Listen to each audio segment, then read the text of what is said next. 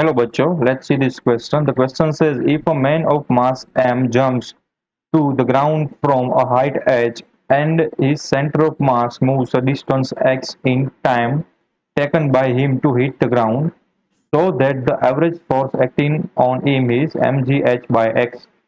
तो हमें कोई एक मैन गिवन है जिसका मास है m एंड जो कोई मान लो एक h हाइट पे ये खड़ा था ऐसे एंड वो जंप मारता है, ये था हमारा ग्राउंड।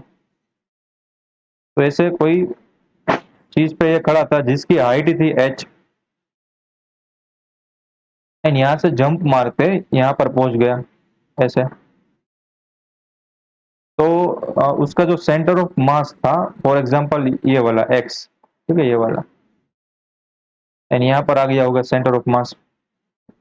तो सेंटर ऑफ मास का इसमें क्या रोल है देखो, इस centre of mass moves a distance x in time taken by him to hit the ground. तो जो सेंटर ऑफ मास है वो यहाँ पर आ गया हो गया जब ये ग्राउंड से हिट कर रहा होगा, तो ये था centre of mass x। And जो चेंज इन हाइट है वो है h, ठीक है, with respect to the ground. तो हमें ऐसा सीनरियो गिवन है, तो जब ये यहाँ पर टकराएगा, ये जो जमीन है, ग्राउंड है, उससे टकराएगा, तब उस पर जो फोर्स लग रहा है, एवरेज फोर्स लग रहा होगा, ठीक है। जब ये जंप किया एंड ये जब जमीन से टकराया, तो ये सारे सिचुएशन का एवरेज फोर्स लग रहा है उन पर, वो है M G H by X, वो हमें प्रूव करना है। तो हम इस प्रॉब्लम में जो की कंसेप्ट यूज करने वाले हैं,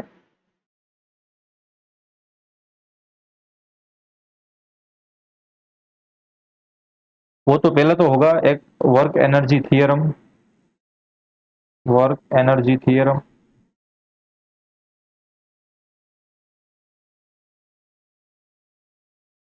जो कि कैसे गिवन होता है, delta K is equal to W. And second क्या है, कंजर्वेटिव फोर्स का, ठीक है, कंजर्वेटिव फोर्स, जो कि हमें बाद में पता चलेगा कि ये कॉन्सेप्ट क्या कहना चाहता है। कंजर्वेटिव फोर्स का मैंने क्यों लिया है, तो हमें पता है कि जो ये जब ये बंदा है वो जंप करेगा, तो वो ग्रेविटेशनल फोर्स के इफेक्ट में आ जाएगा। एंड जैसे ही ग्रेविटेशनल फोर्स के इफेक्ट में आ जाए, तो हमें पता है कि ग्रेविटेशनल फोर्स है, मैं यहाँ पर लिख देता हूँ, gravitational force is conservative force, ठीक है, कंजर्वेटिव फोर्स। तो कंजर्वेटिव फोर्स का मतलब क्या होगी, उसकी जो टोटल मैकेनिकल एनर्जी होगी, यानी कि टोटल, मैं यहाँ पर लिख देता हूँ, mechanical energy will remain constant, mechanical energy will remain constant.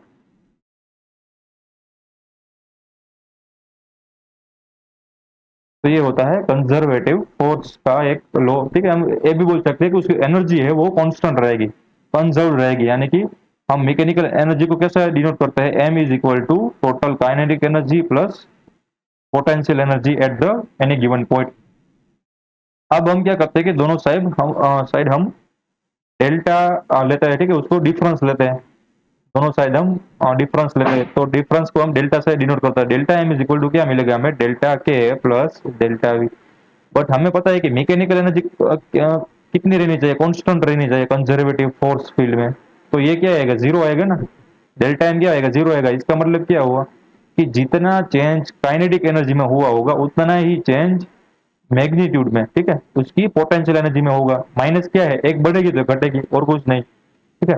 मान लो कि काइनेटिक एनर्जी पहले 10 थी, वो अब 5 हो गई है, तो पोटेंशियल एनर्जी जीरो से बढ़कर 5 हो गई होगी, ठीक है। तो एक एनर्जी बढ़ती है, एक एनर्जी घटती है, इसलिए यहाँ पर माइनस साइन आया और कुछ नहीं। तो ये हमारा कंजर्वेटिव लॉ से आ गया।